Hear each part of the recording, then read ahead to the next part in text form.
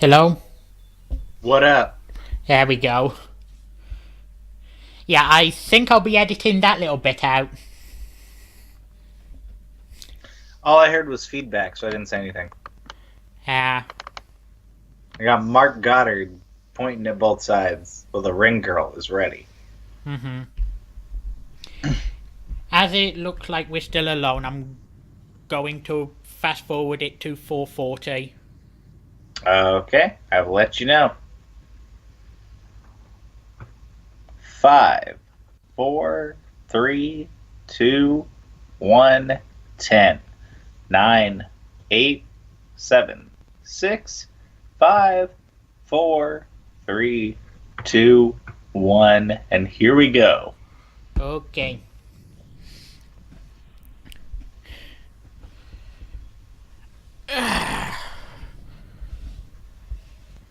That groan sounds about right. Yeah. You just got like guys bobbing and weaving, right? Yeah. Well, if you got guys bobbing and weaving, then hey, welcome to Luke Birch's UFC review, where he takes every 6 weeks out of his calendar year and decides to review these UFC pay-per-views for you, the fans, the listeners, the sensible Sam. I'm the other white Mike, who is the worst guest in the Get in the Corner podcast history, here with Luke Birch, who has given me the gracious opportunity to do play-by-play as he gives me the fine, delicate, double pastel colors that I need. Isn't that right, Luke? Right on. All right. What? I mean, we've only been maybe 95 seconds into this fight. What do you got so far as who you got as a person as the front runner in this fight? For what? Aggression or effectiveness? Whatever you want to pick, man. It's your analysis, right? Aggression, I'd have to go with Corey Anderson, but he's not been overly effective. Do you have to equate that to mouthpiece down? Yeah. Mark Goddard, the best ref, getting it in there immediately and setting him neutral ground. Yeah, even though it took him about 5 to 6 seconds to get in there when the mouth guard went out. Better than Mario Yamasaki, son. Yeah, that's comparing dog shit to horse shit. Well, I mean, they're both shit, so let's go for it. Oh man, Latifi looked for that inside leg kick, and Anderson's really going for these body shots here, hoping that he can wear down the big old Russian there. What is he, Latvian? I mean, is that racist? I have no fucking idea where he's from. Okay, let me just Oh, he's Swedish. Okay. Swedish. Yeah, sorry, my bad. Blame that on me, like I'm Akon. All he may be Swedish, but all he is at the moment is falling short on strikes. Oh, so he's Swede. Don't. Oh wait, who said that? That's just me. My bad. Okay. Well, man, Corey Anderson's looking really flat-footed though. That's a good point. You have Latifi just really just got the hands at 2 and 10, and he's really ready to counter anything that's coming at him. And Corey Anderson's really trying to do something, but they're all just high head kicks and just things that would really waste stamina in the later rounds of this fight. Yeah, I wish I could add something to that, but you pretty much summed it up perfectly. What do you think about Latifi's lack of haircut but sweet sideburns as he hits that swing right hook?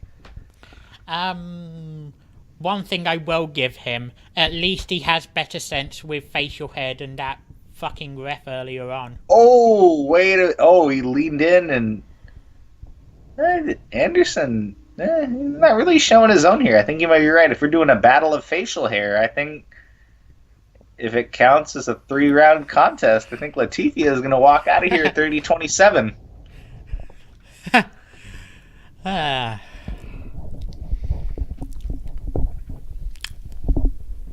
Oh, big sway. Oh, wait. That's what I get for counting out Corey Anderson. Yeah. Um. But seriously, that the facial hair of that referee in the prelims, I'm still, huh?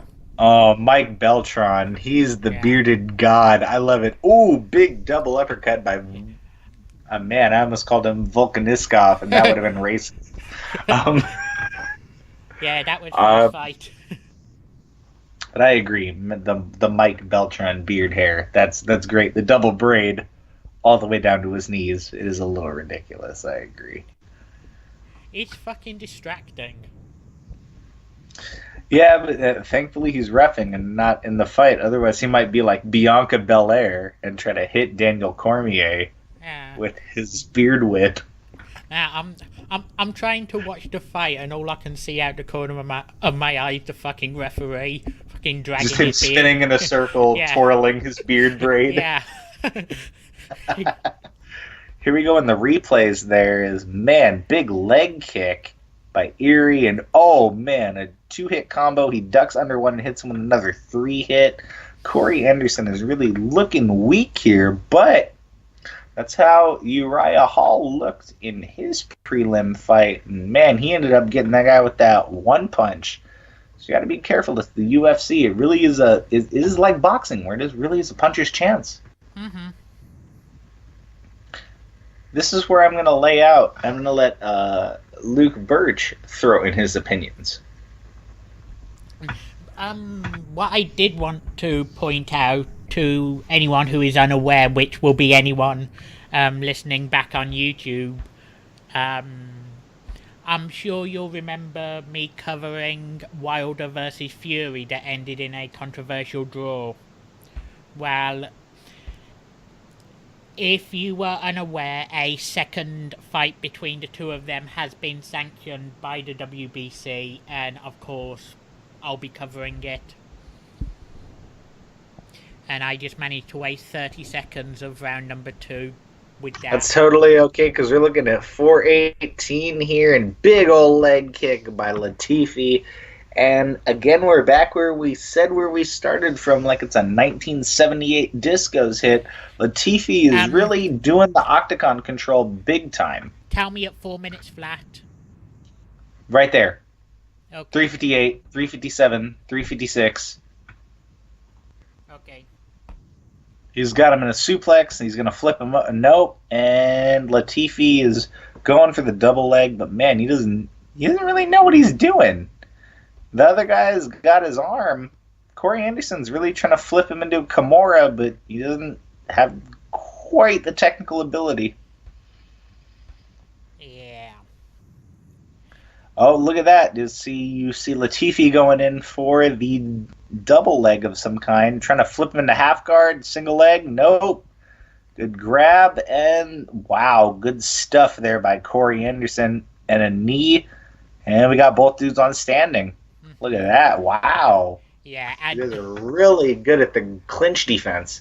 Yeah, probably the first thing I've seen this entire fight from Corey Anderson that has impressed me, but...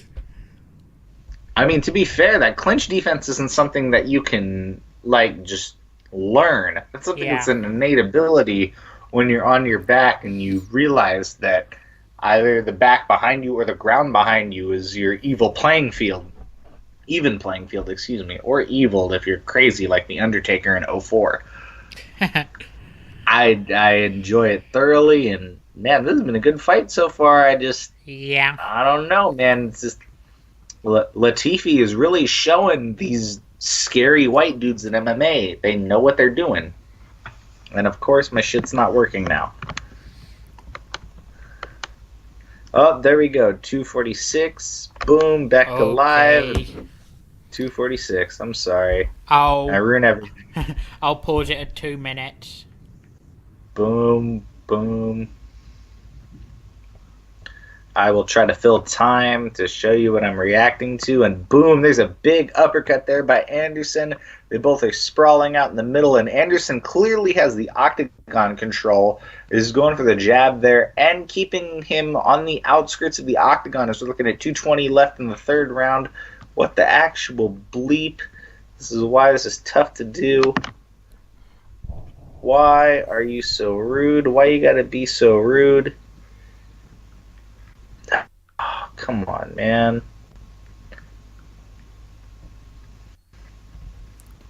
You lost I'm it gonna again. get booed like this Midtown Mad. And of course I did. Damn, how'd you know that? Lucky guess. Luke Birch is in the NSA. Don't at me. All right, we're looking at 13, 12, big knee, 10, 9, 8, 7, 6, 5, 44 seconds. What the fuck? What? I'm so sorry. It went from 2 minutes to 44 seconds and it jumped 2 minutes. I swear I'm not making this up. Okay, I'll fast forward it to the... Give me a time mark. I'll find you. 25? 19. Oh. I'm at 18. I'm paused. 18 and paused. Oh. Huh? 16. I'm paused. 13. Let's just sync it up again, round 2. Yeah. That was a mess. Of course it was, but that's the best part of these shows, where we're trying to do them over a medium that's terrible that also isn't Discord. So before y'all think we're going to trash Discord, fuck you. We're going to trash something else. I have a love-hate relationship with Discord. I agree, because it doesn't have a Mixler bot, so I like to do my Toon shows, and I can't send them to my friends because there's no Mixler bot. I paused at 440. Alright, I'm not even close to there, so I'm trying. Damn, I got so far behind you. I'm so sorry. Hey, Luke, I try, I really do. I just don't want to pay $70. Fuck up. They... Childish Gambino said it. They... This America. They don't deserve a single fucking dollar for this card, to be fair. Goddamn right. Alright, cool.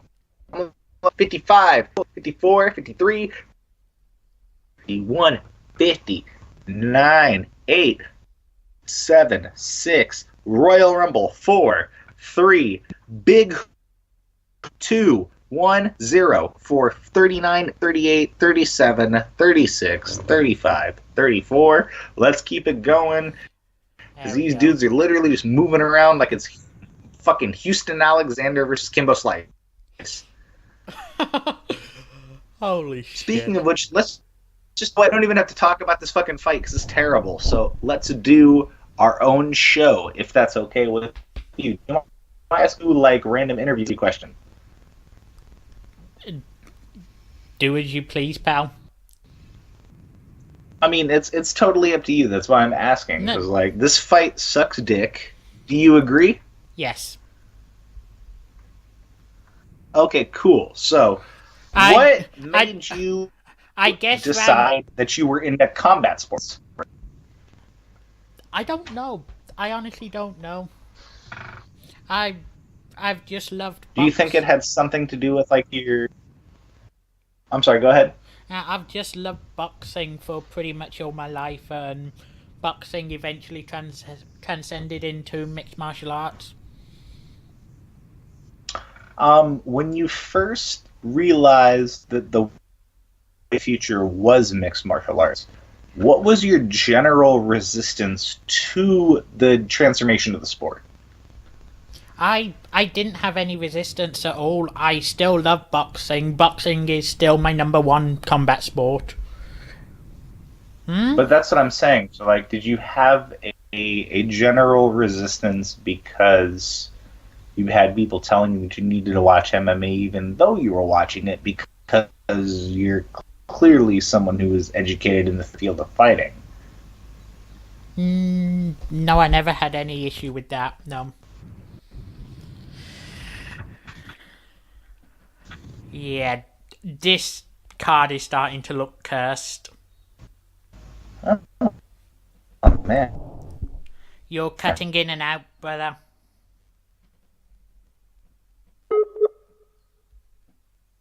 Um, Perfect. There we go. If you had to choose a fight between Arturo Gatti and Sugar Ray Robinson in a boxing match 10 rounds deep, who would win? In their prime, Yes, sir. I'd probably give it to Sugar Ray. Interesting. All right. Yeah, I guess I could understand that. If Rashad Evans was allowed to take TRT in the UFC, would he currently be the welterweight champion? Quite possibly, but...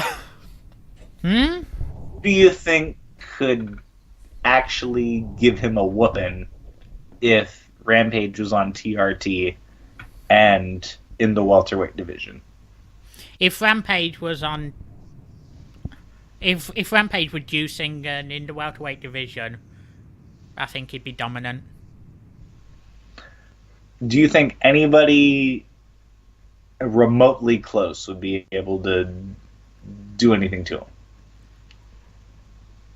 No, because I think he'd put people on their back within 15 seconds.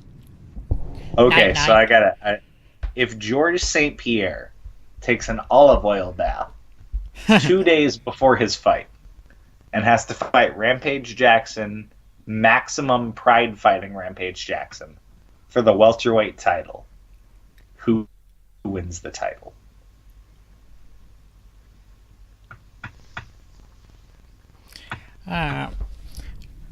I'd probably still give it to Rampage, but George St. Pierre would be able to... You heard it here first, ladies and gentlemen. Luke Throathole Birch endorses steroids, and therefore Rampage Jackson deserves to be in the Hall of Fame.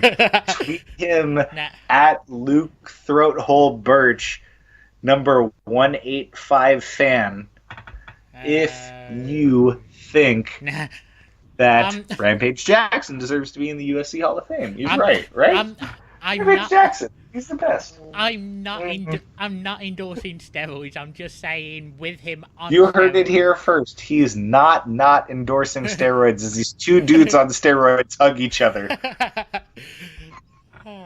Hey, Scott. Okay. Can we pretend like we care about this fight? Look at this leg kick. Also, look at this punch, ducks it, punch. If you were fake scoring this fight, how would you score it? 29-28. 29-28 white guy or 29-28 chocolate thunder? 29-28 milky cream. All right, I'm going to go ahead and go 29-28 Toblerone. But according to the statistics that they're showing on the screen, you're right, because it looks like there is 68 total significant strikes to 33. So you're probably right, but I don't know. Octagon control is definitely in Corey Anderson's favor too, so I expect problems here. For Ilir Latifi, who is not to be confused with Takeshi 6ix9ine, who has a song called Fifi with Nicki Minaj. Yeah, I honestly could see this going either way. I don't know who I'd score round number 3 to because I really wasn't paying attention.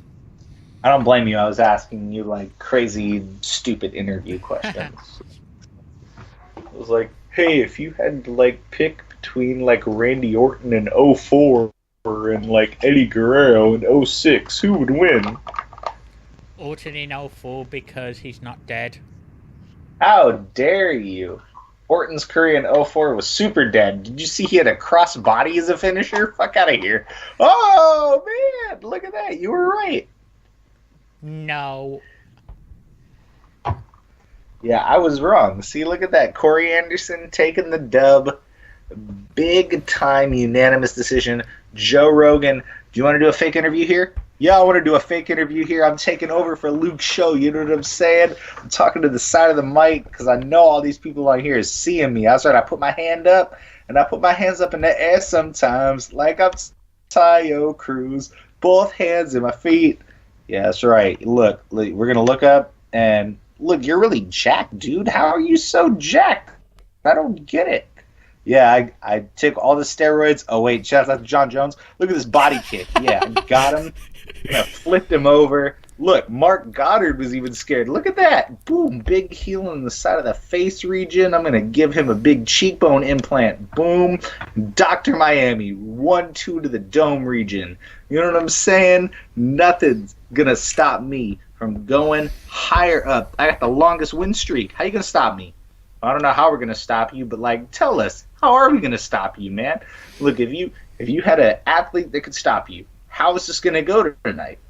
Look, the only person that's going to stop me is Brock Lesnar or Daniel Cormier. But look, Daniel Cormier eating too many donuts, and Brock Lesnar is like the red licorice champion of WWE. So who cares? I'm up here, and I'm going to fight all these bitches. Yeah, all right, good job. Take it easy.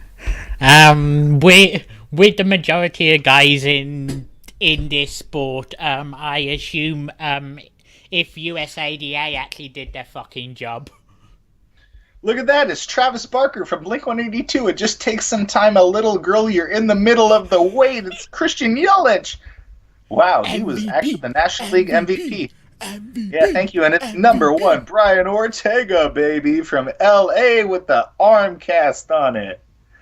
Okay, seriously, you know how mad I am that, okay, I'm a Miami guy, first and foremost. So, Christian Yelich goes from the Marlins to the Brewers after you guys lose the fucking Hebrew Hammer to steroids.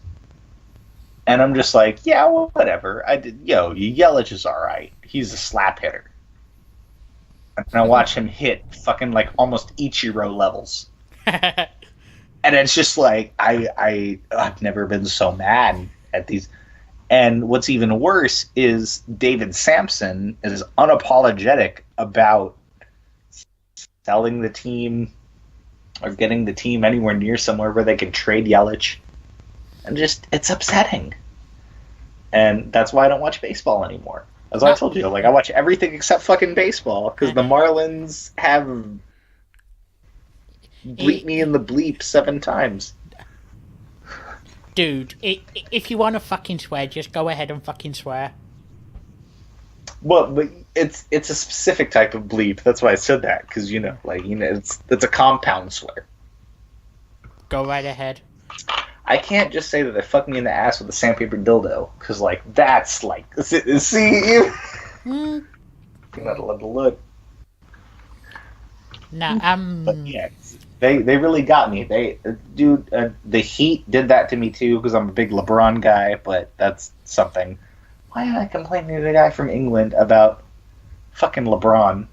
Nobody's gonna hear that. Yeah, I have absolutely no issue with the Marlins trading Yelich. Fine by me. Of course you don't, because it doesn't affect you. The taxpayers paid for that stadium.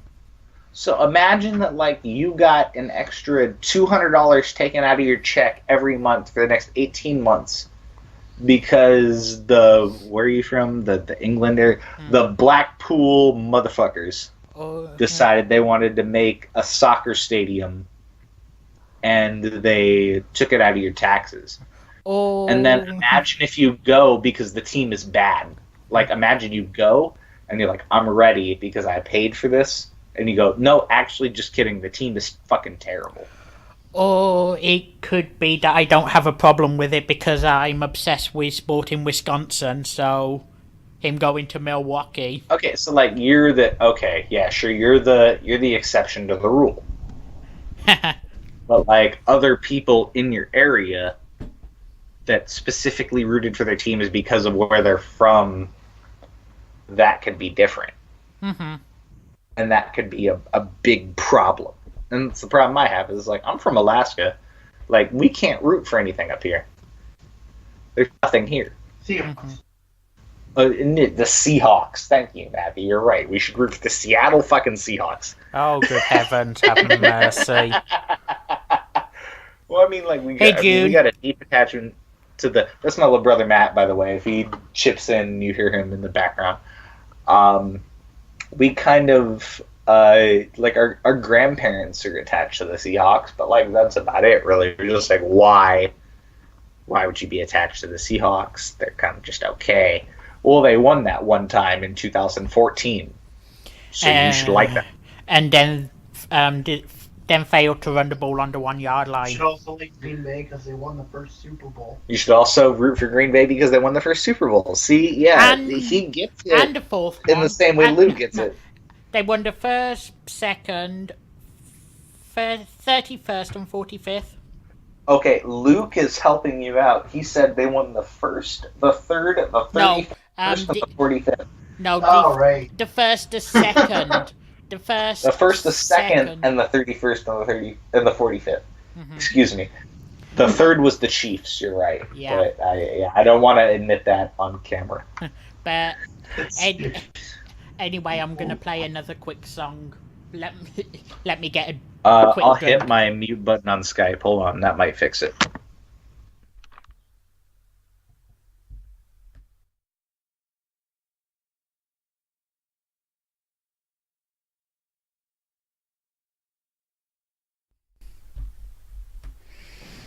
And we are back. I hope you enjoyed the song. If you didn't, too bad, sorry.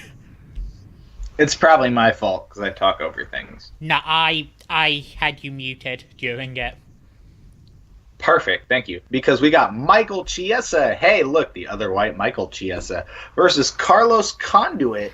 And the literal only difference, other than 1 inch in height and 3 years in age difference, is half a pound. Think about it. You like buy a rack of lamb at the store, and that's actually the weight difference between these two dudes. You should watch this fight. Also, Michael Chiesa, with that big old beard, looks like a guy that would be like looking in the back shed of the elementary school you went to try to steal a lawnmower.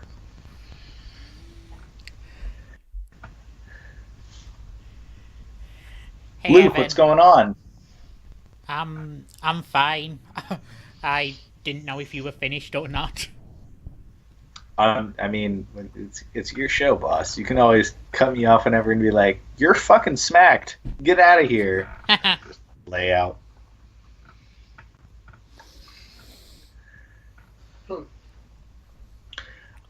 Did you know Carlos Conduit was Canadian and he just recently claimed his American citizenship? I didn't know. Hey, I look at that. don't really pay much attention to where a person's from. What? But how do you know to cheer for him or not? If they got to be. Oh, look! Oh, cheer for that guy okay. because he's got a big old beard.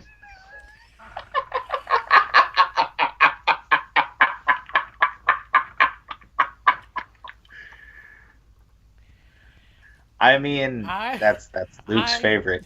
I don't know if I saw this coming or not because I just got myself a bottle of whiskey. And What is okay? Hold on. We got to do, ladies and gentlemen. This is alcohol review with Luke Throathole Birch. If he's gonna burn his throat hole, he's gonna tell you what kind of alcohol he uses to use it and why. What kind of bottle of whiskey do you have here, Mr. Throathole? Jameson. Jameson. Interesting. Country of origin? Ireland. Ireland. Can you use that in a sentence, please? Jameson is a whiskey from Ireland. Oh, I thought There you we said go. something totally different than something we had in America other than here. Jameson. Capital Jamies, capital Winston, capital Q, capital B, capital TAMPA, capital BAY, capital BUCCNANEERS.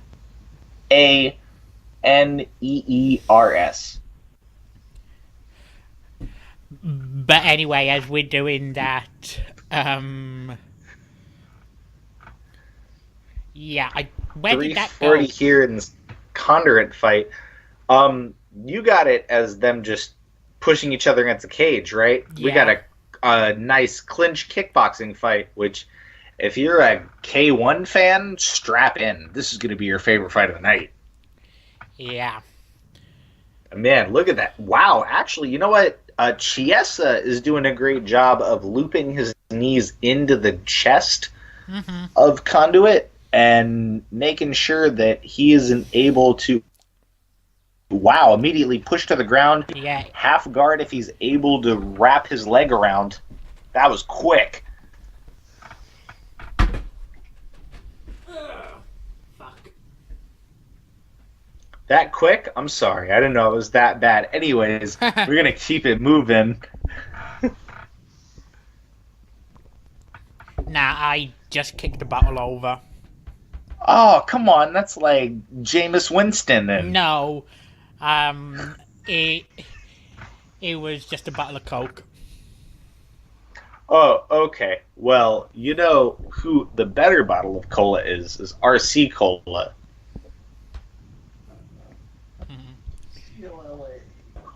COLA Cola. Thank you, Matthew. Yeah, exactly. Shouts out to spam in the chat if you're into Futurama. Chiesa is trying to pull full guard posture up, but Conduit is just wrapping the legs around the hips. And he's doing a really good job of actually playing defense. A lot of elbows that are upward, but if you got a referee that immediately tries to pull for an armbar, I'll tell you what, if you wrap those heels around each other and you just kind of ease your hips back on your neck, you got it. See, he wrapped the heels. This fight could end any second Push back. now. Wow, Whoa, and what immediately an escape. Chiesa pushes him into backside and stands him up. That's amazing. He had absolutely no right getting out of that. Chiesa's that good on the ground, man. I'll tell you what, he's a brown belt in Brazilian Jiu-Jitsu of the Royce Gracie Academy type region, too. So it's not like he's a bitch when it comes to Jiu-Jitsu. Man, look at that. Chiesa is just going to push him into half guard immediately, if not side control. Yeah, That was quick. Yeah, it's sort of... Yeah. The best way to describe that would be what if half guard and side control had a disabled son together.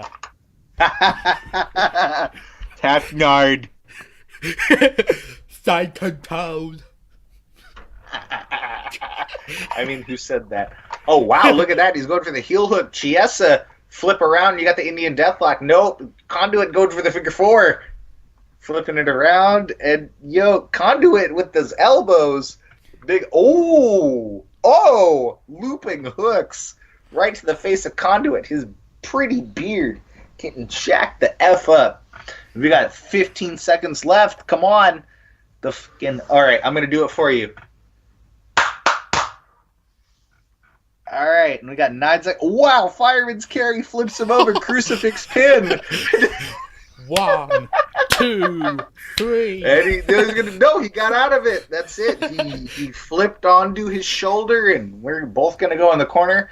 And Chiesa has no idea where he's going, but that's probably because he got hit with a dolly the last fight he was going to fight for. Who said that? Anyways, who remembered that Conor McGregor fucked this whole fight up? Not me. That's for sure. Man, I didn't think Michael Chiesa had a good fight in him, and this guy is really showing us, like, I hate to... Okay, I'm going to channel this so you can cut it out if it's terrible. This is a fake Mark Alpert impression. He's really showing us with a guy with a unbeatable mid-ground game that can fight Twister can do.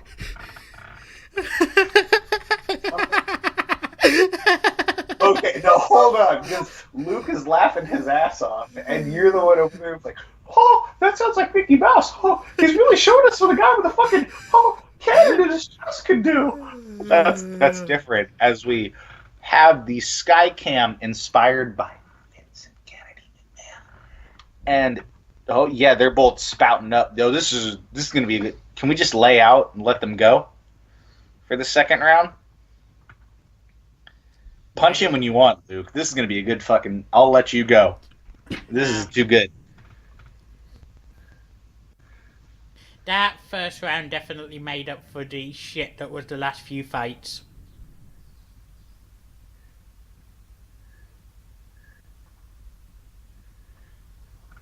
Oh, big fucking takedown by Chiesa. And I think you're Immediately in the half guard. Oh, look at Conduit pulls rubber. There we go. And Chiesa's going to try to move to side control after working the leg. Got him against the cage. Kimura. Look at Chiesa. He's going for the Kimura. Yeah. And... Wow, he's pulling it. That's it. That's it. Yeah. Chiesa wins the fight. Yeah, I was just going to say before the tap, unlike Chiesa's escape from the armbar earlier, this is done. Conduit is looking pissed. Look at him walking around the octagon like he got screwed for some reason. He's barely giving him any respect. He gave him a fake bow. Dapped him up. Look at Conduit's walking around the ring and he's like, come on, for real? No, fuck that. You got beat. Yeah, he was completely outclassed in there. We got the beat. We got the... Who got beat? Conduit got beat. He got that beat. He got that beat. Yeah, he got beat. So he tapped out to Kimura's. Yeah, I'm singing song that's copyright. Hopefully it doesn't cut out because he got fucking beat. He got beat. Conduit got beat. Conduit got beat. And Yeah! Conduit got beat. not a chance it cuts out on Mixler. Oh, thank God. Ladies and gentlemen, your winner, according to Bearded Master with multiple braids, goes to... Chiesa. I really That's want to my really take hard a pair. impression. I really want to take a pair of fucking scissors to them braids. I don't blame you, but like okay, so if he's allowed to have those braids, then Lenny Hart is allowed to have her crazy like pigtails when she's Yeah. ring announced. Hmm. That's what I'm saying. It's like when they both cut them off, I'm like, all right, cool, I get it. You got a song coming up? Cause like, man, we got 3 big old fights coming up. Yes. I'm gonna bow out. I will see you in 5 minutes then.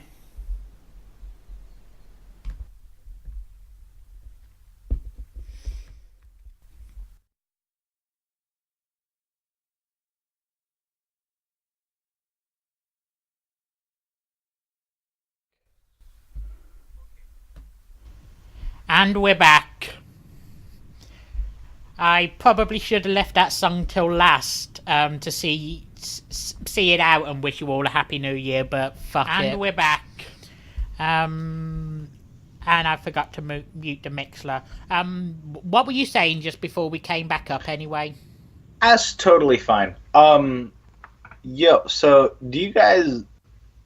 I see a lot of... I'm watching the BT Sports feed for this UFC. So, I gotta know. How much do you guys care about Formula One? Formula One. Yes, sir. Over here it's That's like the weird thing that, like, Okay. if you work at a corporate job, they give you, like, a ticket for a press box kind of thing. Most people here are apathetic when it comes to F1. No, F5, Brock Lesnar. No. Okay, so But Dad, who would win in a fight in a professional wrestling contest? Who would win in a fight between Ronda Rousey and Chris Cyborg? Cyborg. Wow. No, I got Ronda Rousey. I got Ronda Rousey's armbar versus Chris Cyborg's triangle choke. No. I got Ronda Rousey's armbar. No fucking way, huh? Absolutely. Yeah, Ronda Rousey was a fucking Olympian. What? Yeah, and Ronda Rousey had a fucking hard-headed coach who tried to convince her she had a good stand-up game. And if someone as useless on their feet as Ronda Rousey tries to stand up with Chris Cyborg, yeah, that's only going one way. So, okay, I'm sorry. So Ronda Rousey, coached by Greg Jackson, versus Chris Cyborg. Do I have it at least close now? You brought it closer, but no, it's still Cyborg. Okay, how about Amanda Nunes with Greg Jackson versus Chris Cyborg? Because that's what we're about to watch. Yeah. Yeah, you're welcome. Ladies and gentlemen, welcome to Luke Throathole Birch's Mixler account as we are doing a No. what? It's not that anymore, pal. I'm sorry, can you plug it for me so I can do my Tony Schiavone? Yeah, it changed the other week to Transcontinental Project. Oh right, you did change it a week ago. I'm sorry, like you changed it to Transcontinental Railroad? I'm sorry, what did you change it to? Oh fuck. Oh Jesus Christ. What did you say you changed it to? The Transcontinental Project, but I'm sorry, you said it's the Transcontinental Bohemian Rhapsody. What did you say you changed it to? Yeah. The Transcontinental Project Podcast. Yeah, That's right, like the new generation with Stuart Gilligan Griffin. Who said that? That's not the right name. I'm sorry. Everyone here already knows that.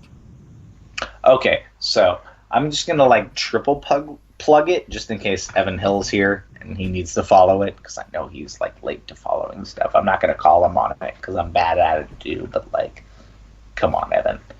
Anyways, as we have Amanda Nunes in her UFC sponsored beanie, walking from Curitiba, Brazil, to the octagon, we have ourselves probably the women's MMA fight that I've been waiting for my entire life, where Amanda Nunes, who has been a thick BI, I guess to say the least, in UFC fighting, to fight the thickest BI, who is Chris Cyborg. And if these chicks are just able to go out there and just have a fire Brazil Muay Thai fight in that UFC octagon in Los Angeles in front of all of these fighters, this is going to be the best fight of the card. It's not even going to be close. No.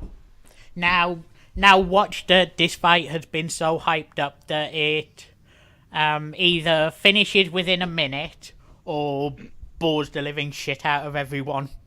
See, but that's fine because, like, that's how the Conor McGregor-Aldo fight was built, right?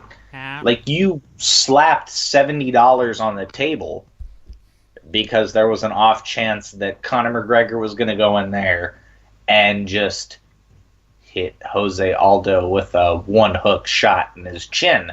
And, I don't know. That's if you don't exactly mind, what happened. color commentator. Oh, thank you. Okay, cool. So you already knew where I was going. Yeah. Where that's exactly what the fuck happened. And you paid the extra money for it because you knew there was a chance that would happen. Not because you knew it would happen, but because you knew, like, hey, I gotta pay this extra so I can see it first in front of all my friends. And that's what I'm hoping we're gonna see in this Nunes fight. Nunes is a bad bitch, dude. I think a lot of people are forgetting, like, how good she is on the ground. Yeah. And I think a lot of people are forgetting how good she is as far as her intangibles, as far as her heart, as far as her soul is concerned, as far as who she's fighting for. Like, it's tougher on Nunes' side than it is Cyborg's side. Honestly, I struggle to think of a woman with a bigger heart than Amanda Nunes. Rose Namajunas. Bra and panties match, please. No, you can't have a UFC bra and panties match.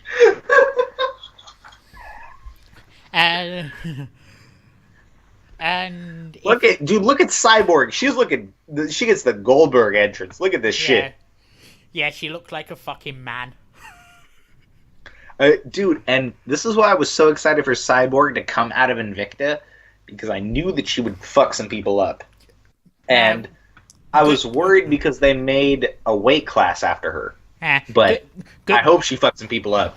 Granted, I wouldn't dare say she looks like a man to her face, but let's be honest, she looks like a fucking man. Me neither, dude. That's fine. Yeah, then I would tell her, yes, no, sis, you beautiful lady. May I kiss the cross?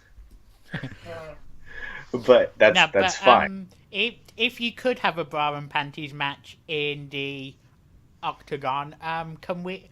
That would be a perfect time for the rematch between Michelle Waterman and Paige Van Zandt.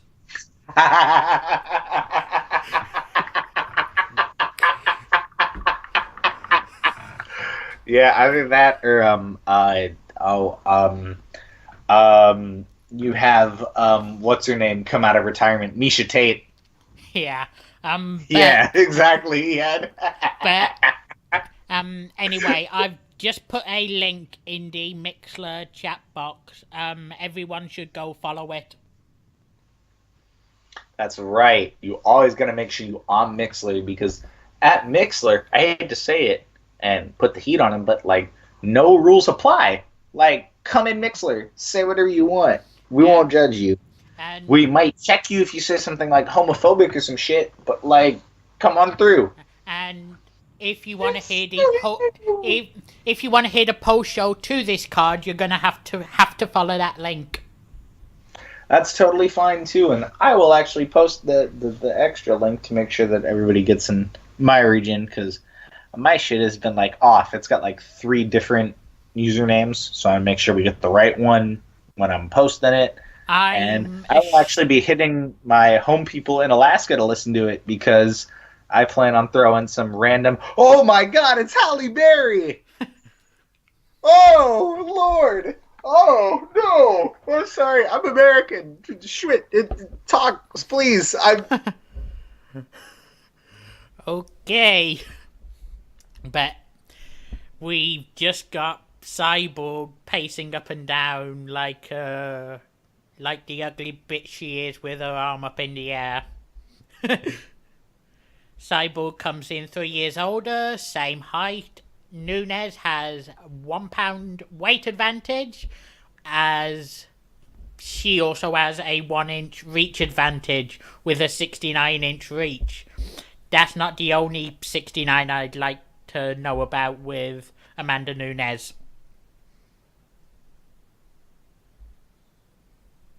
Fucking Halle Berry. Halle Berry's in the crowd to watch these 2 women fight. She was at Swordfish, where she the lesbian scene. Breathe, Mike. Breathe. Oh, good God. Ooh. Ooh. I'm sorry. Oh, I'm good. Ladies and gentlemen, the referee of this contest in the Nevada Athletic State Commission, Mark Goddard. No, they're not in Nevada. Oh, California. Sorry, my bad. I forgot that they changed the state because there was like a steroid issue. Do you want to talk about that in the post show? I can go to postwrestling.com if you want. We can talk about it. Let's talk about that in the build up to the next fight while trying to kill time. Because we're going to talk about someone from Bahia, Brazil. That she's at plus 220 on the underdog region. Ladies and gentlemen, this is from the bantamweight division, the reigning, defending, undisputed UFC bantamweight women's champion of the world. This is Amanda Nunes. And ladies and gentlemen, also in the opposite corner from Curitiba, Arejano, Brazil. Ladies and gentlemen, she is the negative 240 underdog. No, she's the favorite. Championship. Oh, the favorite. Negative 240. Thank you, Luke Birch. saving me from being bad like I'm Tony Schiavone. You are my Conrad Thompson, because this is the human, the robot, the suicidal, homicidal, genocidal, Brazilian, unbelievable, tap-out champion of the world. This is Chris Cyborg. Did you seriously just compare me to Conrad Thompson? Do you want me to hang up on you? Okay, so like, Bruce, chat me up on this. Like, Chris Cyborg's taking steroids, right? So like, how do you feel? If she's not on some sort of steroids or... Okay, but like, just tell us for the fucking people, alright? Like, she's on steroids, right? Actually, looking closer at her, I don't think she's on... Bruce, fuck you, motherfucker! Listen, is she on steroids or not? I actually think she's on fucking testosterone. It's TRT, you can't say that, because she's a woman. I just did. Anyways, damn, he's got him. Oh, wow, big looping hook by Nunes. Another one. They're going for it, man. Please. This is the fight I wanted. The co-main event. Big hook by Nunes. Another one. Nunes is going for those leg kicks, but... Oh, Cyborg is down! What? Oh. Big ol' Cyborg almost down again. Nunes is a BMF, yo, I'm telling you. Big ol' Nunes! Cyborg! Down again! That's it. Oh. No. Oh, Mark. No. Oh, Mark got him. Gets in. 50 seconds. 50 seconds. Nunes. Nunes. Oh my God. She fucking dumps up Dana White. What? She points at Joe Rogan. I went on the podcast, she says. Cyborg. What? Yo, fucking. Oh my God. Yo, the post shows me around this whole thing. What? Oh my God. What would Holy. what would that all say about this fight ending quickly? Yo, dude, I can't. Here's what this says about that fight. I can't wait for the main event. But I'll tell you what. Holy shit, Cyborg, that nose, the whole left side of her face is completely cut. That's unbelievable. Nunes wins 50 fucking seconds. Oh my God. Can a 50-second fight win fight of the night?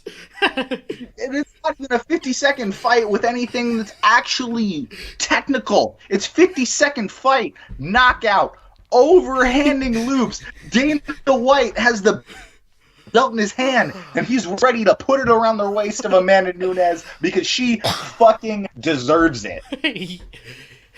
Cyborg picks her up. They're both Brazilian. They love it. And have respect for each other. And I can't wait for the fucking rematch. How about you? Hell no. Please, as soon as possible. So good. As soon as possible. I'm serious. Rematch immediately. I'm serious. It's gonna be so good. Yeah. How? Fucking restart the fight now. It's gonna happen. It's the same way that a rematch for Conor and Khabib is gonna be good. Yeah. It's someone that didn't expect to get their shit rocked, got their shit rocked. So you're gonna watch the rematch. Yeah. Come on, you couldn't tell. You didn't have Nunes. No. Come on. No. Be real about it. Let's actually be real. Sure, I wanted Nunes to win. Yeah, same. I had her. Yeah. I thought Cyborg was gonna wreck her shit. Nunes won in 50 fucking seconds. That's insane. Oh, okay then. What was a bigger win for Amanda Nunes? Beating Rousey in 48 seconds or Cyborg in 50? It has to be Cyborg because Cyborg is clearly the better technical fighter than Ronda Rousey. And she dismantled her in almost the same amount of time. Just a few seconds ago, though, were you not saying that Rousey had beat Cyborg? I thought that Cyborg would beat Rousey, but I don't think that Nunes would have beat Rousey in her prime. I think Nunes would have had some troubles, but she probably would have got it in some weird Brazilian Jiu-Jitsu way. But I did not expect Cyborg to beat Nunes. That's unbelievable. Like it, or the other way around. Yeah. Like I did not expect Nunes to beat Cyborg.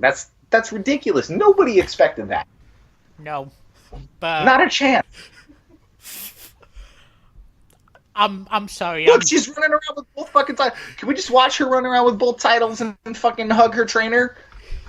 Please? Yeah, I'm in fucking awe of that fight. Dude, I'm gonna mute everything. Play some fucking music. Like, can we just, like, absorb this?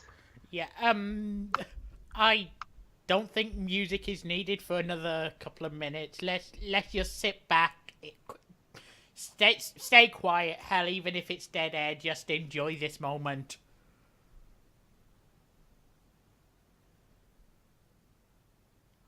Holy...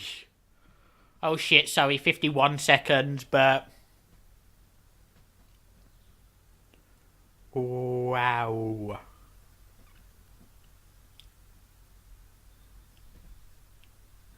Do you know what? No, I'm actually going to play a couple of songs.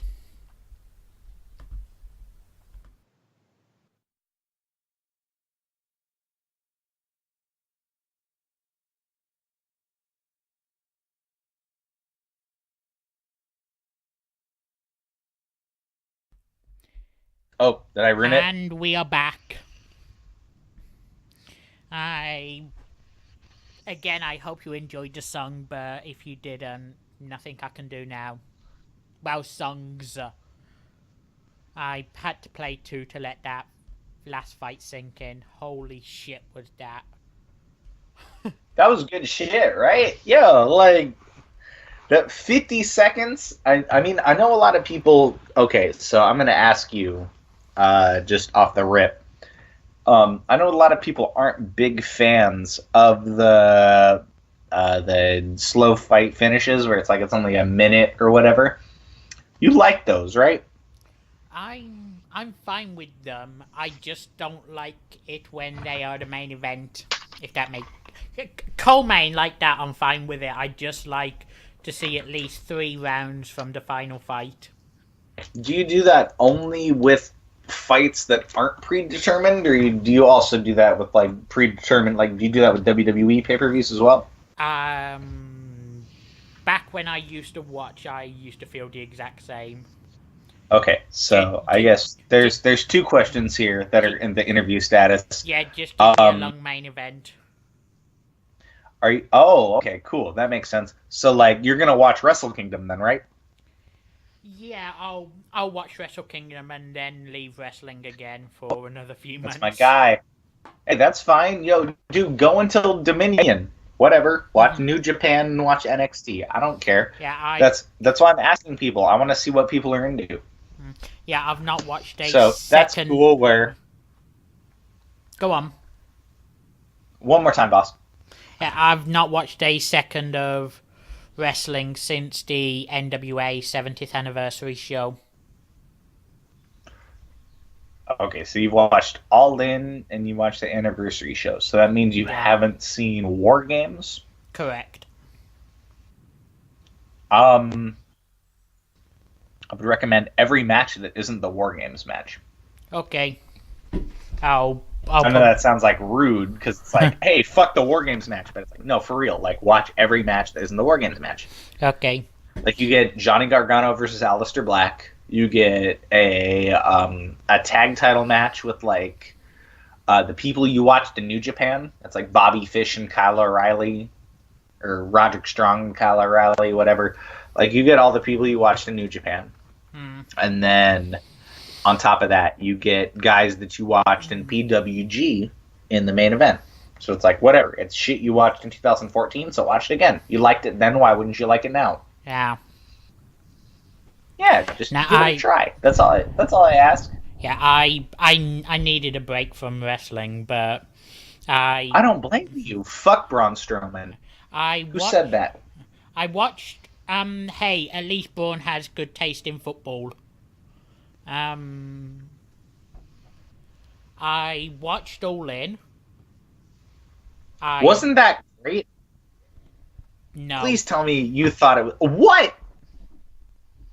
I I may be a little biased against it because I was Oh, you're in the UK, like, you know what Rev Pro is. Yeah, Yeah, that's okay, never mind. Why am I talking to you about it? Yeah, I'm sorry. I don't I like we're in America. Like America thinks it's awesome. But like yeah. if you were in the UK, I'd just be like I would be bored. Uh, d- um, During All In, I was ill as fuck. I probably I wouldn't don't have blame even. you. Huh? I said I don't blame you because it's like you got to deal with like these are all acts you've seen already at Yeah. Rev Pro, and people are like, "Hey, watch them in America," and you're like, "I already saw that. Now I have to wake up at 2 a.m." You're like, "No, watch it," and you're like, "Nah, fuck that." But Why? I'd spent the last few hours leading up to All In constantly throwing up. Oh, that's I'm right. Yeah, your health parameter regions. I wouldn't have even watched it until the following day if I hadn't already agreed to do a recap show with Sky Genie. Okay, but like even if you wouldn't had to have agreed with that, and you would have watched it on your own time, and maybe enjoyed it for what it was, you still would have been like, "Yo, fuck this," right? I have a fuck Cody Rhodes attitude anyway, so probably. Yeah. See, that's what I'm saying. It's like you get it, where you're like, "Oh, in wrestling, it's bad. It's very bad, but when Yeah. it's good, it's amazing." So Yes. you wait for it to be amazing. And speaking of amazing, actually, look at this heel work. John Jones doing the Razor Ramon stretching technique with his monster energy sleeve Yeah, before he goes out and is ready. I'm way ahead. I currently have. I'm gonna dive into this. I know Yeah. you hate it. I've got John Jones getting the Vaseline on his eyebrows or whatever it is. So, Oh man, you're like 45 seconds ahead of me. Yeah. So I'll pause it again at 4:40. okay, cool. Well, let me try this. Ladies and gentlemen, John Jones coming to the ring, and look at this backwards trucker hat, UFC style. You know he's gonna put the whooping down on Alexander Gustafsson. Hey, it's me, Mike Goldberg. Goldberg spear. Anyways, and I'm here with Joe Rogan, who has taken hella DMT before this fight. Anyways, how do you feel about this shit, Joe Rogan? Oh, yo, like I feel really good about this. But like, have you ever taken DMT before? I've never actually tried that. How do you feel?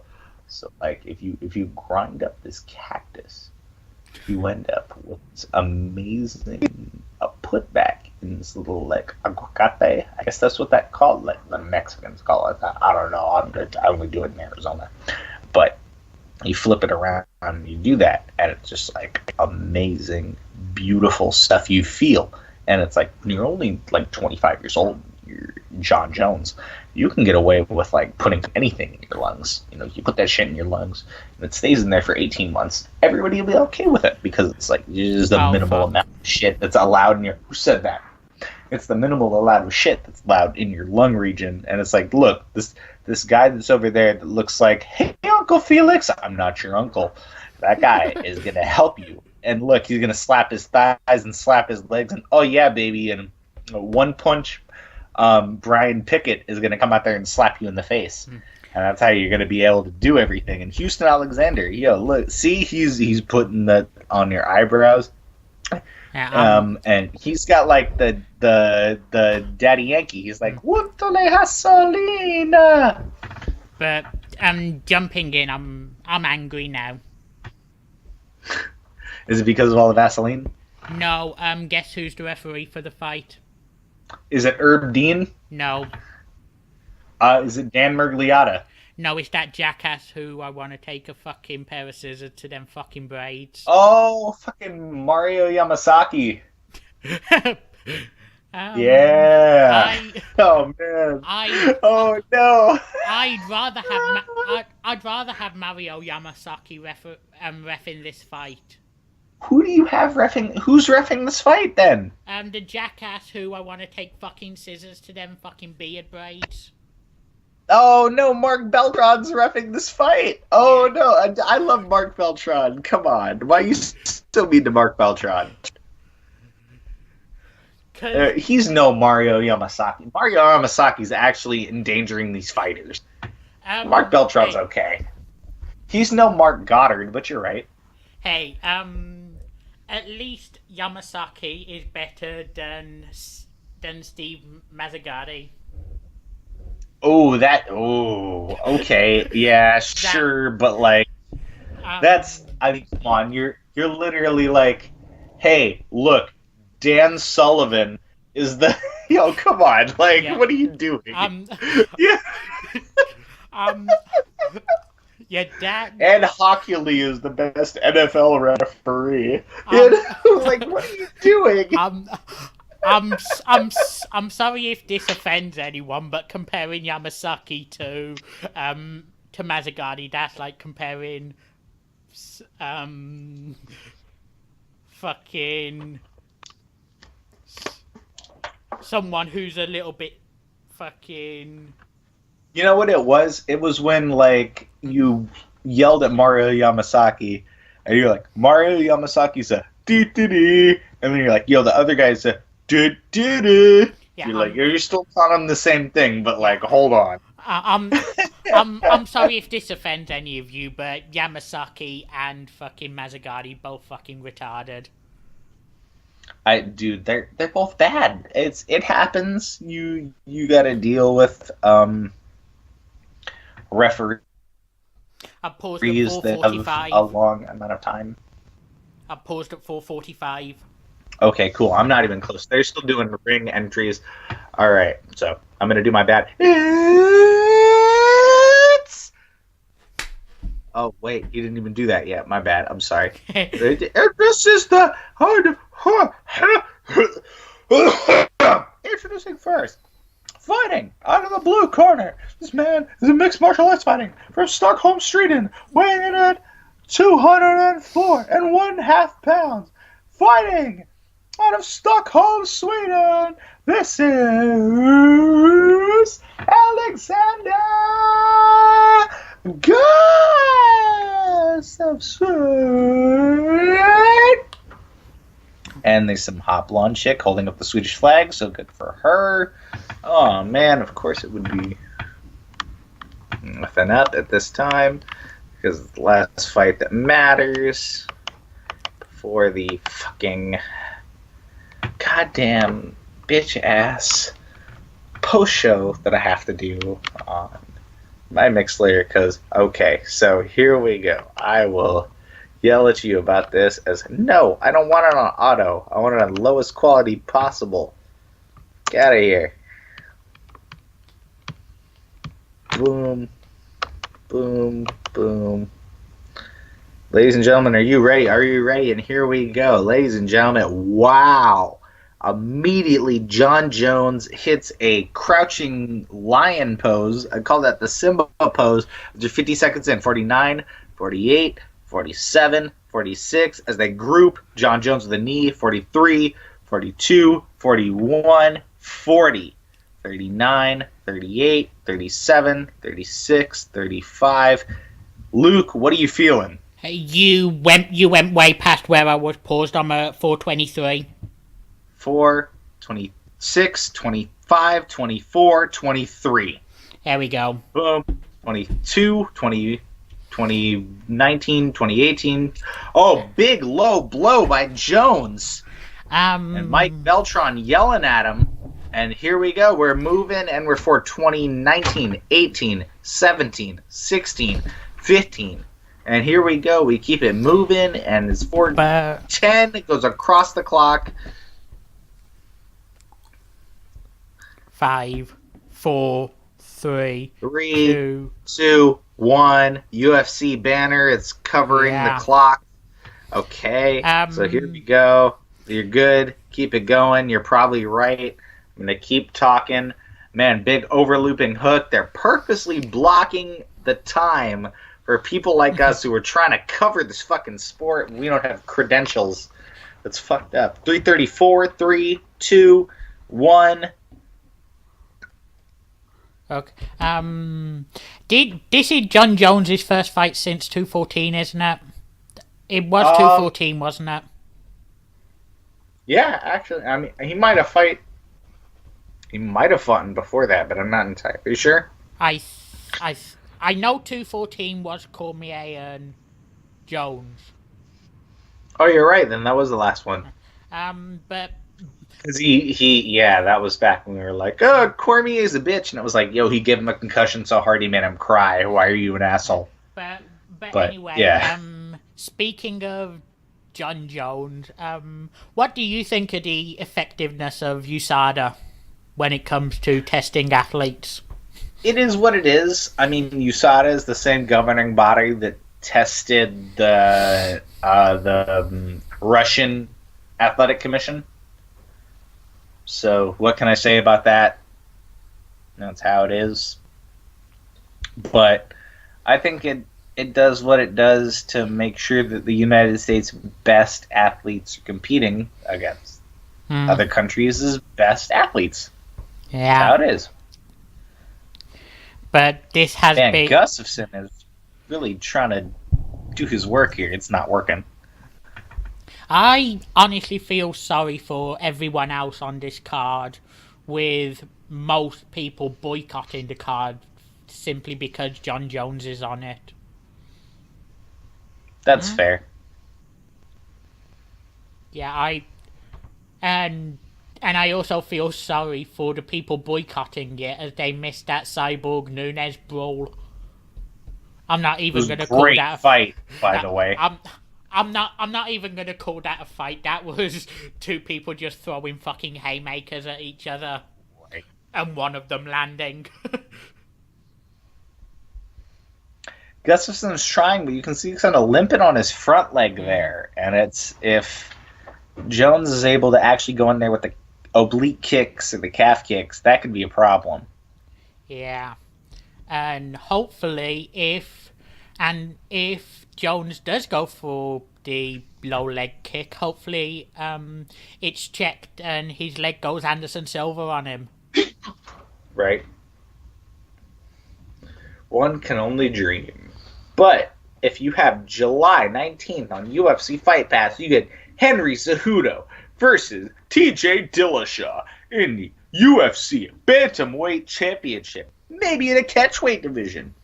Only if you subscribe to UFC Fight Pass. 36 seconds left in this fight, Luke Birch, and I tell you, this fight, John Jones is really asserting himself. Are you high? This is only the first round. Did I say second? No. You said 36 seconds left in this fight. This is 16 seconds left in this actual fight, because I think whoever wins the first round will win this fucking fight. Yeah. Seriously, though, Jones is clearly asserting himself, and Gustafsson has a lot of ground to make up. Mm-hmm. Yeah.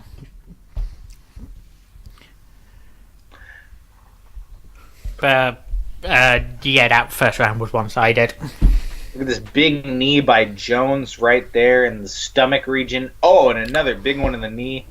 Wait, I guess that was in the dick region, even though it wasn't. Yeah. Big elbow.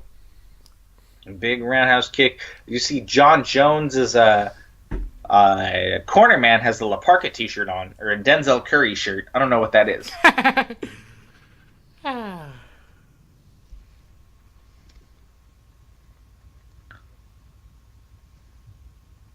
I'm sorry if I'm not going too deep on this fight. I'm still in fucking awe over the last fight. That's totally okay. That's why my fake ass is out here doing fake commentary for these dudes before he plays more music so I can take a bathroom break. John Jones with his bald-headed ass. His roided up ass. I mean, he's just bald. We can't prove he's roided because remember, 18 months is how long that stuff sits in the system. Hmm. Gustafsson is immediately going in. He's not scared. I don't know why. He just wow. Look at that. He checked him. Yeah, that made Going for the jab and the hook. All right, good try. Ooh, good nice. straight. Yeah, nice. Right.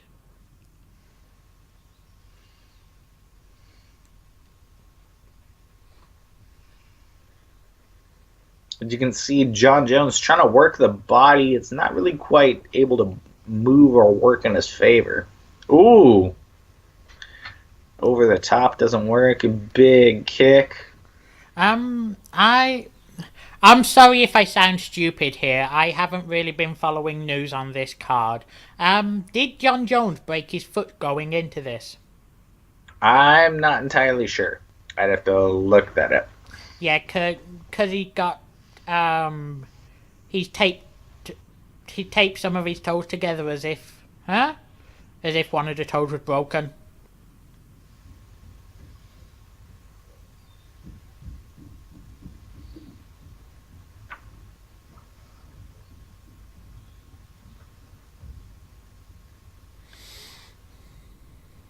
Hmm.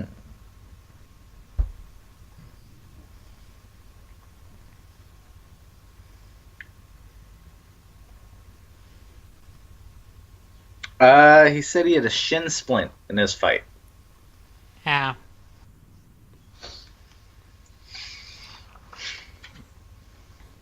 I'm surprised by this fight. This ended up getting number 2.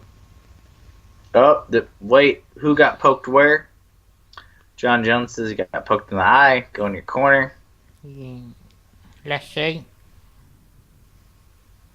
Yes, he did. Oh, yeah, of course. That was flush.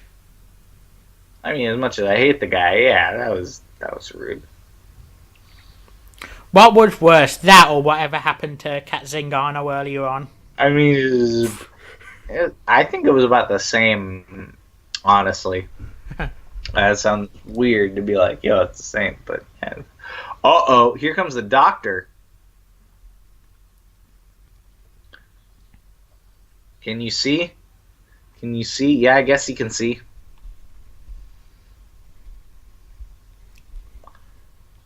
Oh, man.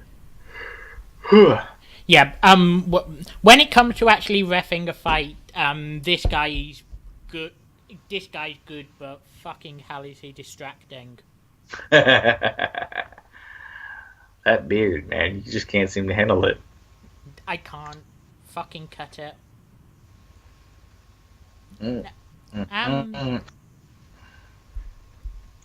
During a fight, the referee should not be the center of attention. That's true, but like, This guy is name drawing... a ref that you know. Di- Because like, I bet you would say that, and then you think of Herb Dean. When you actually say that, my mind immediately goes to Big John. Oh, Big John McCarthy. Yeah, I guess that's even worse than Herb Dean, I guess. I don't want to say that, but it's like, yeah, I get... yeah, it's like him and Herb Dean and Mario Yamasaki are like the 3 MMA referees that I think of.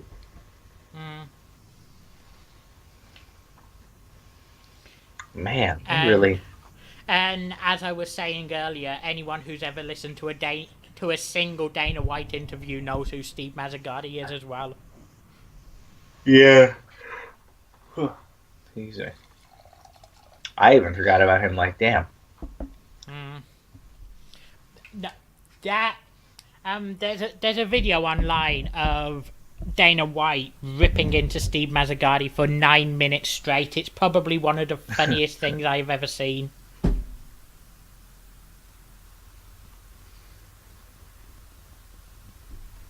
Have to look into that one of these days. I'll shoot the link to you. Perfecto. Damn. Gustafsson is really letting him have it in the striking mode, but I'd much rather see someone throw 2 shots and land 2 shots than throw 8 and land 1. right. Hmm? I said it right. Yeah. I agree. Oh, jeez. See, they're like I'm moving and swaying and meh. There's no point throwing strikes if you're not landing. All you're going to do is tire yourself out and be easy pickings end of the fight.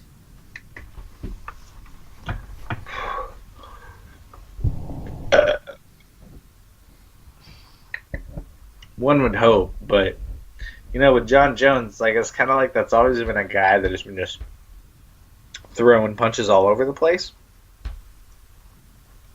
So you kind of expect him to throw those shots, but he's really seeming to get this clinch on and kind of throw the shorthand elbows, so that's nice.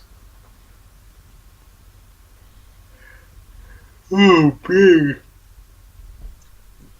Spinning back kick right in his ribs, and Gustafsson looks like he's having trouble getting into his corner. Yeah.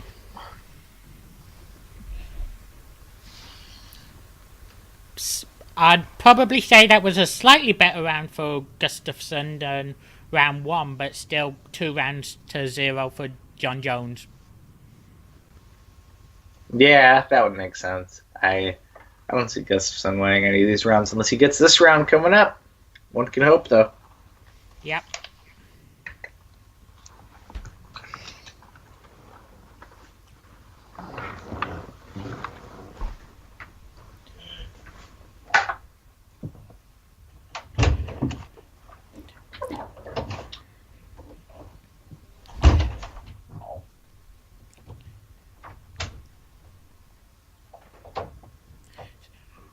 But how have you been anyway since the last time we spoke? Well, so we can fill a couple of seconds between rounds.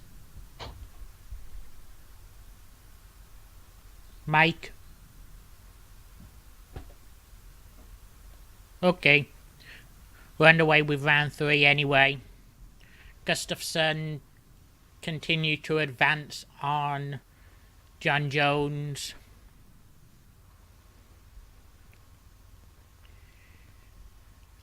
Looks for a shot to the body, pulls it, comes up short, and... Okay. Mike... John Jones with the takedown. I'm gonna try calling Mike back.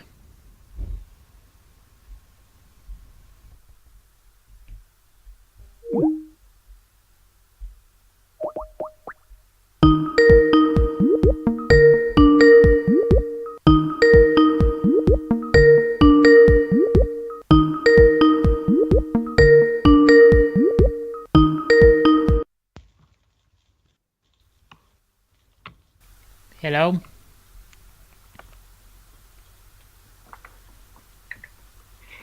Hey, this is Mike's brother. He's in the bathroom right now. Okay. There's something wrong with his headset. It's making this weird noise. How do I fix it? I don't know. Hold on.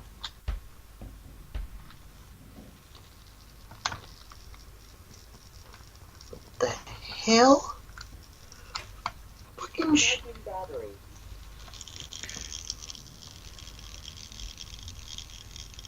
Charging battery. As we have John Jones looking to take the back. I Holding think we'll give him Gustafsson. another headset real quick, because this one looks like it's fucked up. Fight is over, fight is over, fight is over.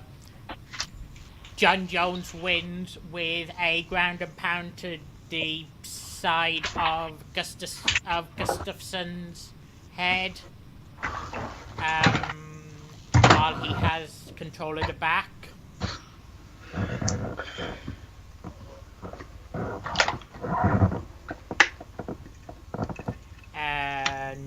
John Jones is playing air drums, sat on top of the octagon, as the two of them embrace. I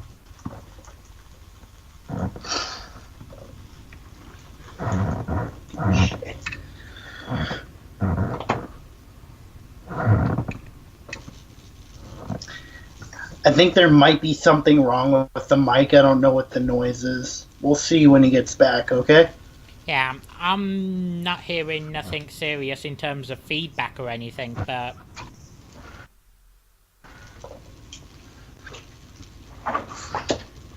There's a very tiny bit of feedback, but I can sort that out editing in post.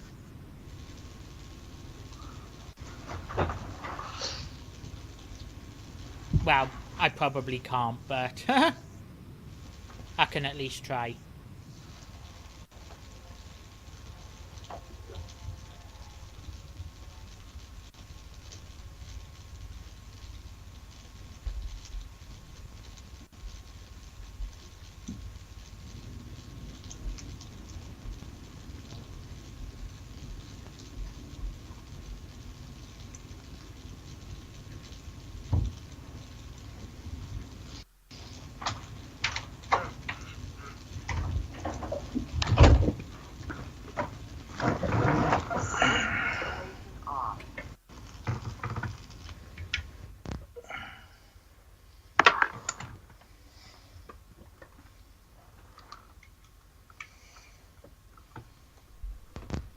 And here we have Buffer with the official decision.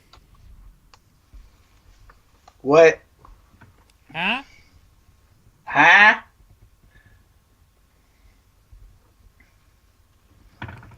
Belt goes around John Jones's waist, unfortunately. I had to run away, unfortunately, because I had to... Yeah, you missed the end of the fight. Of course I did, because I fucking counted John Jones out for his cocaine overdose. Who said that? Yeah. John Jones had control of the back. He sat up and just went to town on the left side of Gustafsson's. The backside. Yeah, that would make sense. Backside, I guess ground and pound. This motherfucker. Of course. Hey, look, John Jones, you got you won. So, like, how do you feel now that you have steroids? Points Daniel Cormier. Of course. Look, I gotta beat everybody. Yeah, okay. How about you beat everybody without steroids, you fucking... Who said that?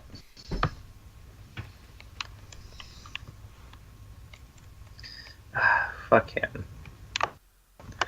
He makes me so mad I'm not even gonna listen to his promo. The most consecutive win since Chuck Liddell. Yeah, does... The most What? Since who? Hang on. Liddell. There was something about Chuck Liddell. I mean, that makes sense. I'm sure he probably has the most light heavyweight wins since Chuck Liddell. Yeah, I guess that's true. Yeah, most wins in the light heavyweight division since Chuck Liddell. Fuck him. Is USADA included in them fucking 17 wins? They got at least 3 of them. That's kind of rude, because it's like, if I'm yelling at USADA for, like, stuff, I can't, like... I can't be like, oh, Brock Lesnar's the shit, because it's like USADA beat him twice. Yeah. And it's like, oh, Cain Velasquez is the shit, and it's like, Cain Velasquez got beat by USADA twice. And it's like, it's rough. We'll see how it goes. Pretty much everyone in this fucking sport has been beat by USADA at some point. Right. It's pride fighting all over again, man. Tied for most finishes in the light heavyweight division at 10 with Chuck Liddell. Yeah, it's USADA and Vacant for WWE.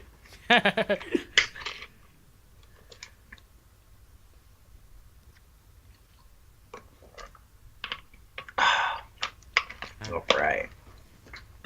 Casually opening I all of my Mixler stuff.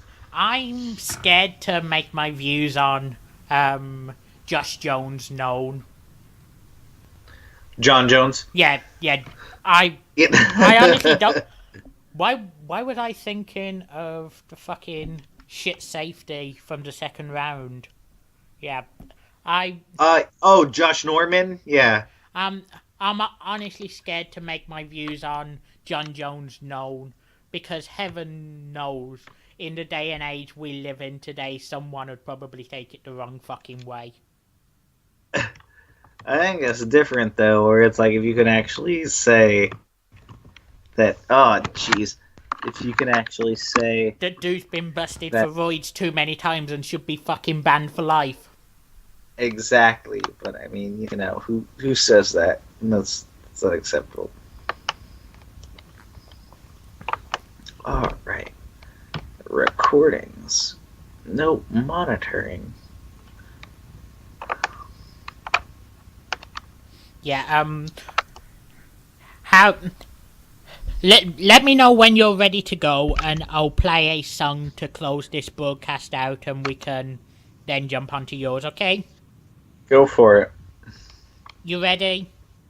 Sure. Oh, Not really, but go for it. Play all the shit you want until I figure it out. yeah. Let me know when you'd be ready in about 3 to 4 minutes, because this song I've got ready to play is 3 minutes 33 seconds. Sure, that should, yeah, definitely. Oh, okay then. I'm gonna play this song to bring this broadcast to a close. Have like 3 on tap. Oh, dang. Yeah. It won't be that long. It's a couple of clicks, but I gotta make sure I get the clicks right, because I don't want to fuck up a broadcast. Then what I'll do instead is I will hang up on you so that I can play music over YouTube and just drop me a message on Twitter when you're ready to go. Okay? Sure. And I'll call you back. Okay.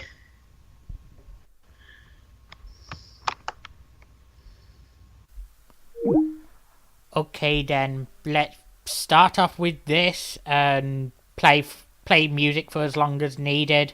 I'm going to drop the link to Mike's Mixler again in the chat box so you can all go follow him and listen to the post show, and I'll see you over there.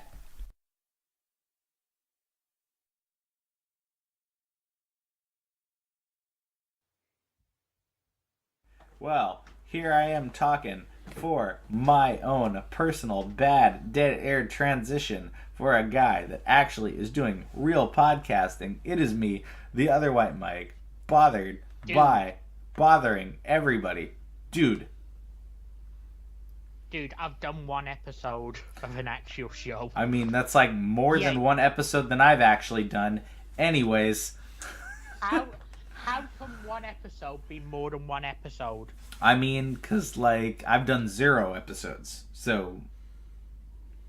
Then it's just one episode more. It's not more than one episode. Okay, genius. well, you know what? You're not really helping the Google process right now, my guy, but I believe you. Alright, so, in case y'all didn't recognize my terrible voice, it is I, the other white Mike, and I am hastily Yahoo searching the UFC 232 results card, because even though I know it, I want to make sure I get it, you know it. And we are here, otherwise always, by the guy that has made sure that all is well for me and I can keep doing these events. This is Luke Throathole Birch. What's going on, man? What up, motherfucker? Man, it's just been how it is, you know. You already let me in on your feeds, so you know how it is with me specifically. I hope you don't mind me cussing on your Mixler. No, not even allowed, because definitely I don't play music with the N-word in it at all. Not acceptable. Yeah. All right, so I'm gonna leave it up to you because you are the guy on No, my thing. How dare you? no, I'm, I'm leaving the prelims solely to you. Damn, how dare you make me do this? All right, I'm gonna uncut this real quick. So we had our first prelim fight. Yeah, wow, these are all out of order. What the hell? So the first fight we had was this Curtis Melender. No, that's not true. These are like all in the wrong order. What the hell? Okay, never mind. I'll So pour myself a drink while you're doing this. I don't blame you because like these are totally in the wrong order, and that's why I'm upset. But I guess I'll figure it out as best I can. So we had a UFC Fight Pass prelim, and those were good. I usually am not a huge fan of the prelim area, but we had Montel Jackson taking on Brian Kelleher, and Montel Jackson ended up winning in a submission. Getting him in an arm bar. Can't really say anything about this fight other than this is how we do it. He got him in an arm bar.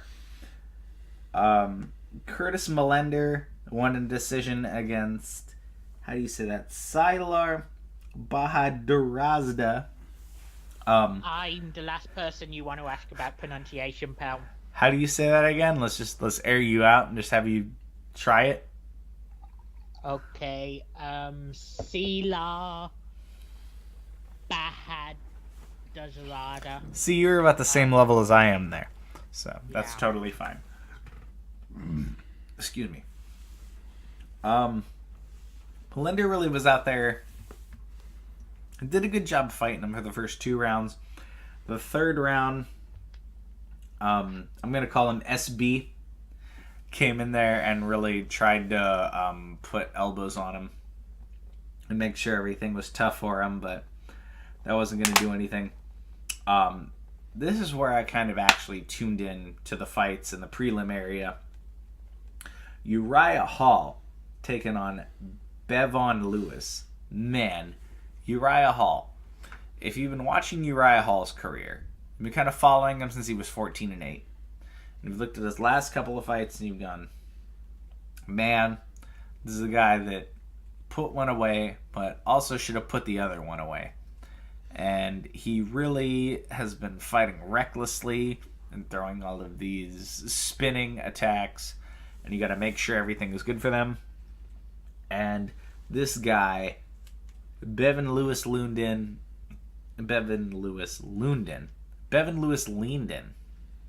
and Uriah Hall hit him with a right hook that would have put any alien to sleep. This hook was so hard and just put the guy on his butt that Mark Goddard just had to get in the middle of it and make sure everybody was fine. And it took Lewis probably about a minute and a half to get up from this hook. And if I were you, I would just go on Twitter. I would look up the knockout. It was amazing. And Mario Yamasaki probably would have given Bevan Lewis a chance to be a warrior. He would have got up, but yeah, that would have been it. Because man, Uriah Hall looked like he was winding up for a second shot, and Mark Goddard just said, "Yeah, no, you're out of here. That's it." And Nathaniel Wood with a rear naked choke in the third round, barely at the end of the fight. This is your classic like guy from America versus guy from the United Kingdom. And guy from the United Kingdom is showing that he's able to fight well and continually fight well against all of these random guys. At least us Brits can win wars in the octagon against the Americans, because heaven knows we've lost every real war we've fought with you. For real, though. That's the only thing I can hold my hat on as I look at my current president of the United States and feel sad. We have a fight that I was interested, but I don't think anybody else was actually interested in. We had BJ Penn taking on Ryan Hall. And I was kind of ready because it was BJ Penn fighting somebody for the first time in a long while after he got his ass whooped. Dude, even I watched this fight.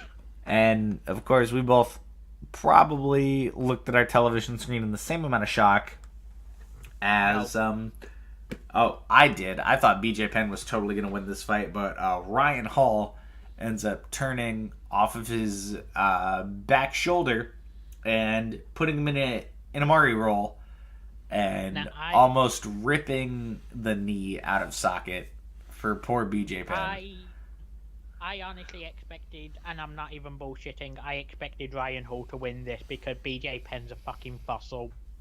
You would think so, but it's like I think of BJ Penn as one of those guys that was able to actually work hard in the UFC when it's in its 2008 slump. And BJ Penn was that guy, and it's weird to think of him as not that guy. I always feel uncomfortable when a guy 40 or older steps into the octagon. Always feel uncomfortable. That's a good point. I didn't think of that. I never look at the age of these guys because I always just assume it's MMA. It's anything can happen in the WWE. Peter, except for putting on a good show. True. Peter ASAP Yans ended up winning in a technical knockout stoppage in the second round against what is that guy's name?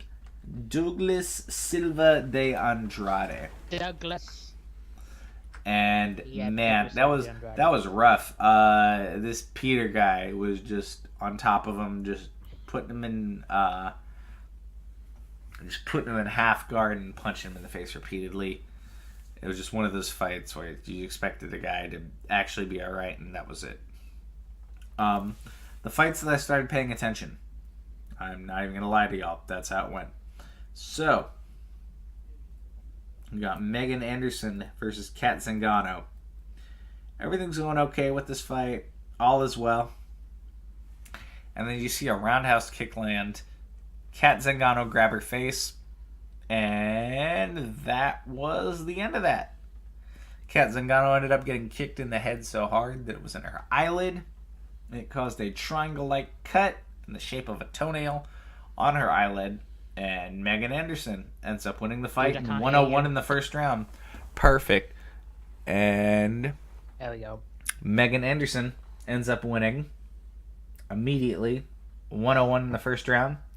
She fucked some shit up. She kicked the chick in her eyelid, and the shit started bleeding, and the doctor was like, yo, you can't have your eye bleed, and cut it. I mean, I guess I want to... Usually we shit on the doctor for taking the fight to be too long. I like to commend the doctor here for cutting the fight off when the shit was actually terrible. Do we even want to touch on this? I don't know because I didn't stop watching until I didn't start watching until the next fight. See, that's totally fair. Do we want to even talk about? Do we even want to call it a fight? That too. Do we even want to talk about Arlovsky and Walt Harris? Like, do we even want to? The only thing I will say about this is fuck you for hyping up the prelims, getting me to turn it on for that fucking fight. That's all I'm gonna say on it. That's how good I am. I can talk people into things. That's like why the people are gonna be listening to this feed. Yeah, got them. Yeah, you can talk people into dog shit because that was. But I can make it dog salad. We got the main card. This was one of those main cards where it was. I'm not sure what's gonna happen with it. But I'm glad what happened with it did. The first main card fight we have in the featherweight division. I'm sorry, go ahead. I just said I'm pleased with everything except for the result of the main event. But we'll get into that in a couple of minutes time. Okay. The first fight we have is Chad Mendes versus Alexander Volkanovski. And my oh my, I did not think this was going in the way of Volkanovski because they kept advertising a guy that was named Volkanovski that did not have this record. I'm looking at Google. This guy has 19-1. The guy that they were advertising was 55-17-2. So I'm not exactly sure what was happening there. Yeah, I do remember, because even though we weren't on air, we were on Skype during this, and you were like, Mendez is going to make a statement for himself in this division. Mendez is going to make a statement for himself in this division. Yeah, right, he fucking took that out. Boy, did I sound fucking dumb. This is why I'm not allowed to pick these. Huh? I said, this is why I'm not allowed to pick these. It's fucking terrible. No, I'm not mocking that you picked it wrong, because I picked the women's fight wrong, but you sounded so confident. When it's Chad Mendez is like a fighter where it's like he's actually a good fighter.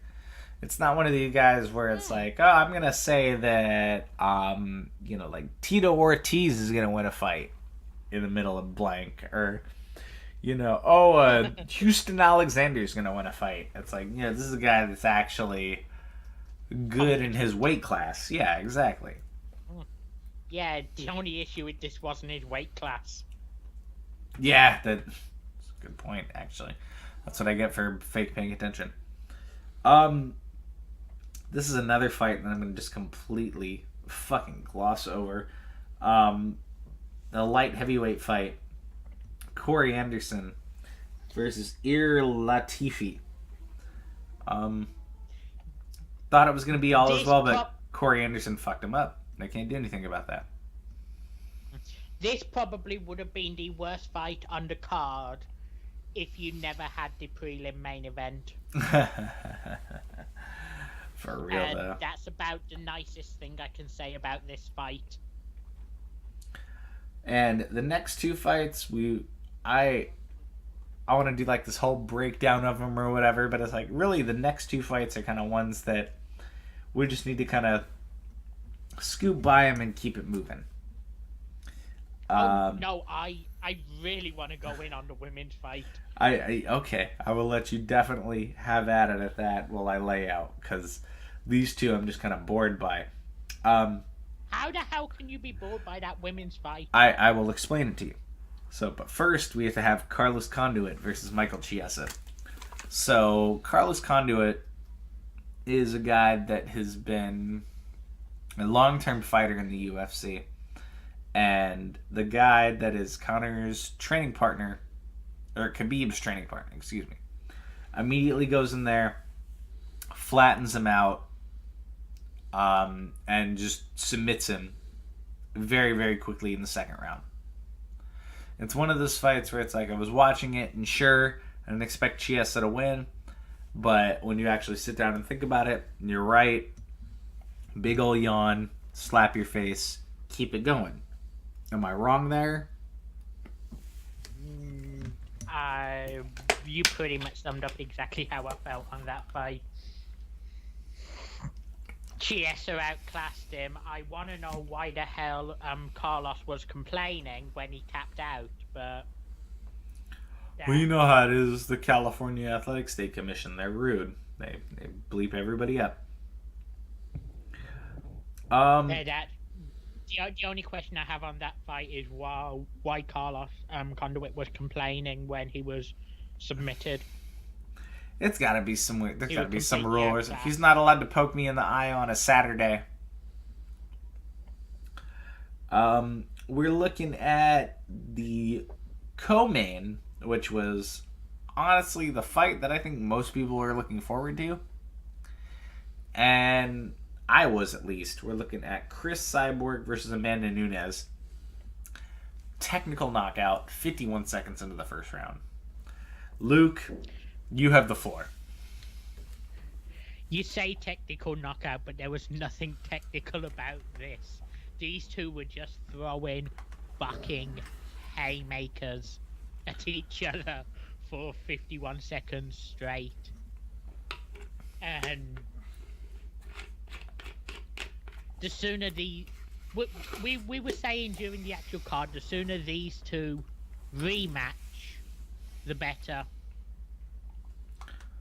Because fucking hell was that a good fight. Hey, Yuck. And that's probably because it is ending up being the quickest rematch that people are going to want in the UFC. But yeah, I agree. It's just like, that's going to be fucking awesome. This is going to be such a good fight when they come back at it again. But I think if anything, it proves what people were saying, where if Nunes is actually able to fuck these people up, that's it. Yeah. Did I not say before the fight this will either end really quickly or be a fucking 5-round ball? Oh, you totally did say that. So that was just like, it was weird that you're just like, yeah, that's it. And I was like, oh, why don't we just like feel it out? And I was like, oh, never mind. That was totally it.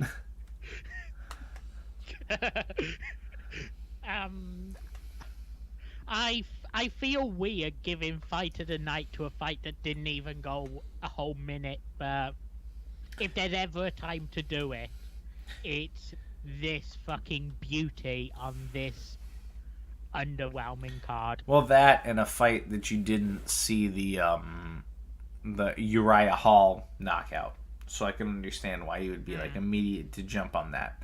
But man, oh man, what a good fight!